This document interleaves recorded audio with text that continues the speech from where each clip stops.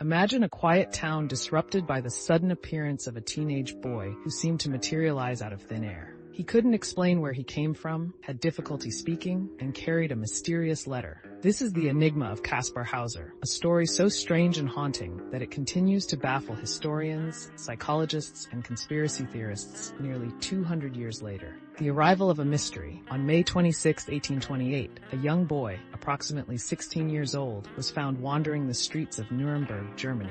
He wore ragged clothes, barely spoke, and carried two peculiar items, a prayer book and a letter addressed to a cavalry captain. The letter claimed that Kaspar had been raised in complete isolation and instructed him to either join the army or meet an untimely end. But the mystery deepened when Kaspar finally spoke. His vocabulary was limited, his sentences childlike, and his knowledge of the world almost non-existent. He claimed to have spent his entire life locked in a dark, small room with nothing but a wooden toy horse for company. Who was this boy, and who had imprisoned him? A glimpse into the past. Kaspar's story captured the imagination of Nuremberg's citizens. Here was a boy with no apparent identity, no knowledge of his heritage, and a strange aversion to society. He was taken in and cared for, and under the guidance of locals, he began learning language, writing, and basic social skills. As Kaspar's vocabulary expanded, so did his claims. He recounted that a mysterious man, whose face he never saw, brought him food and water daily during his confinement. This man eventually taught him to write his name and how to walk before abandoning him in Nuremberg. A royal connection? As theories swirled, one stood out. Was Kaspar Hauser a lost prince? Some speculated he was the rightful heir to the Grand Duchy of Baden, kidnapped as a child to secure another line of succession. This theory gained traction due to Kaspar's aristocratic features and peculiar habits, which some interpreted as signs of noble upbringing. But not everyone believed Kaspar's tale. Skeptics accused him of being a fraud, fabricating his story for attention and support. Could a boy with such limited education and knowledge invent a narrative so elaborate? Tragedy and unanswered questions. Kaspar's life took a dark turn. Over the years, he was the victim of several attacks by unknown assailants, the most famous of which occurred in 1833. Kaspar was found in a park, clutching his abdomen, bleeding from a stab wound. Before succumbing to his injuries, he claimed he had been lured to the park by a stranger who handed him a note.